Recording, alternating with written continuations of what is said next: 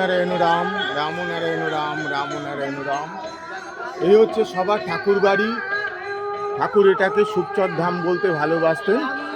ঠাকুরের এই গাড়ি যাতায়াত করতে যে বড় গেটটা, এই গেটটা দিয়ে ঠাকুর গাড়িতে করে বেরোতেন এবং ঢুকতেন।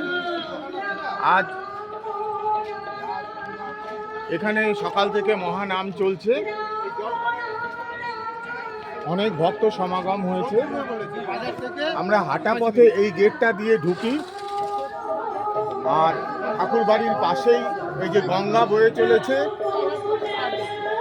অবিরাম স্রোতস্বিনী গঙ্গা, ওপারে চুচুড়া মহানগরী। আমরা ধীরে ধীরে ঠাকুর বাড়ির দিকে প্রবেশ করছি।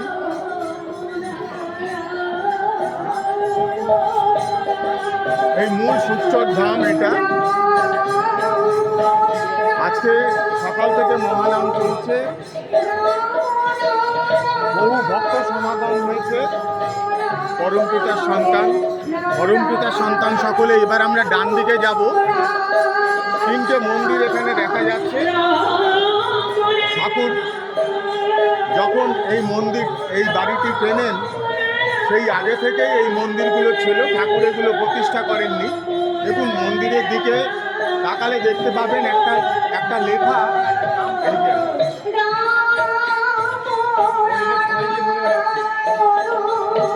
লেখা, পরিষ্কার করে বড় বড় করে লেখা আছে, মন্দিরে কেউ টাকা পয়সা দিবেন না। আমরা বাংলা ভারতবর্ষ অনেক জায়গায় ঘুরেছি। বাংলা ভারতবর্ষ ধর্মের দেশ, আধ্যাত্মিকতার পীঠস্থান। কোথাও আমরা দেখতে পাইনি মন্দিরে কেউ টাকা পয়সা দিবেন না এমন কথা লেখা আছে। প্রত্যেক মন্দিরেই যখন আমরা ঢুকতে যাই, প্রণামীর বাক্সে আমরা ঠোকর খাই, ওখানে প্রণামী দিয়ে আমাদের মন্দিরে উঠতে হয়। ধীরে ধীরে আমরা ভেতরে প্রবেশ করছি। এখানে ভক্তদের জন্য রান্না বান্নার ব্যবস্থা করা হয়েছে। দুপুরবেলা সবাই প্রসাদ সংগ্রহ করবে। চলুন আমরা বাদিকের ঘরটাতে যাই।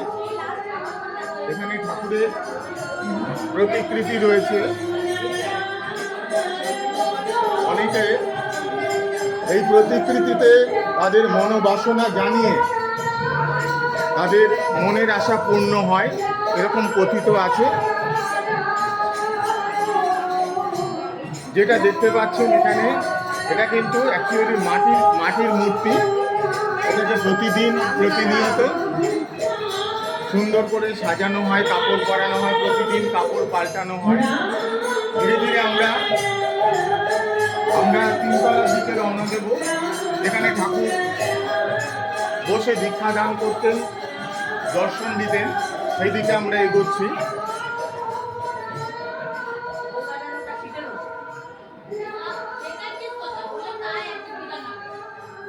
এই গেট দিয়ে, এই সিঁড়ি দিয়ে ঠাকুরও ঢুকতেন, আমরাও এখান দিয়েই ঢুকতাম। ধীরে ধীরে আমরা তিনতলার দিকে এগোচ্ছি। ঠাকুর যেখানে বসে দীক্ষা দান করতেন, দর্শন দিতেন, সেই দিকে আমরা যাব এবং দেখাবো আপনাদের। ধীরে ধীরে আমরা দোতলায় উঠলাম। দোতলায় বিশাল বারান্দা। এখানেও ভক্তরা যখন প্রচুর পরিমাণে ভক্ত সমাগম হয়, এখানে এসে অনেকে বিশ্রাম করেন, বসে থাকেন। আসুন আমরা তিনতলার দিকে এগোচ্ছি।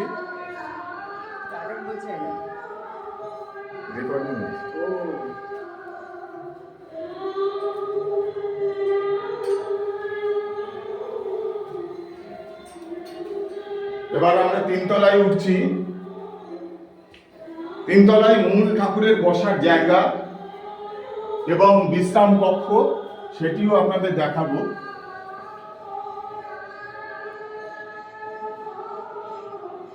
এখান দিয়ে লাইন দিয়ে আমরা এই ডান দিকে ঘরে প্রবেশ করতাম। যেখানে দেখছেন ঠাকুরের প্রতিকৃতি রয়েছে, এখানেই ঠাকুর বসে দীক্ষা দান করতেন এবং দর্শন দিতেন।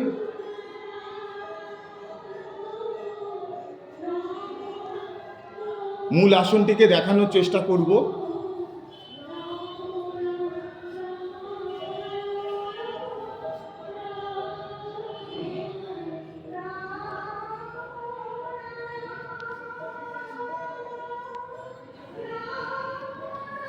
এখানেই বসে ঠাকুর দীক্ষাদান করতেন, দর্শন দিতেন। এবার আমরা ঠাকুরের বিশ্রাম কক্ষের দিকে যাব। এইটি হচ্ছে ঠাকুরের বিশ্রাম কক্ষ। এখানে মাঝে মাঝে বসতেন।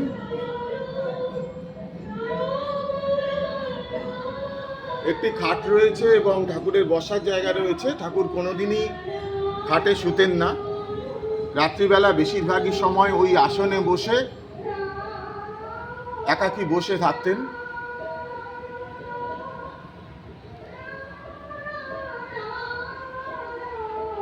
আসুন এবার পুরনো অতি প্রাচীন একটা নিম গাছ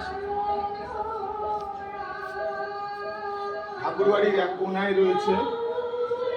যদিও এখন পাতা ঝরার দিন, নিম গাছটা প্রায় পাতা শূন্য।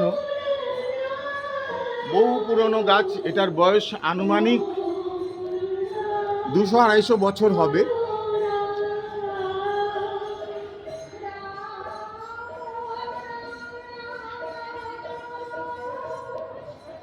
একদম বাড়িটি কিন্তু গঙ্গা লাগোয়া। গঙ্গার ঘাটটি আপনাদের দেখানো হয়েছে, সুবিশাল প্রসারিত গঙ্গা। গঙ্গা মা আমাদের স্রোতস্বিনী গঙ্গা। এখন অবশ্য ভাটা চলছে, জোয়ারের সময় আরও ফুলে ফেঁপে ওঠে, অনেকটা ভর্তি হয়ে যায়। এখান থেকে নিচের মন্দিরটাও দেখা যাচ্ছে, একটু যদি দেখানোর চেষ্টা করি আমরা। মন্দিরগুলো খুব ভালো।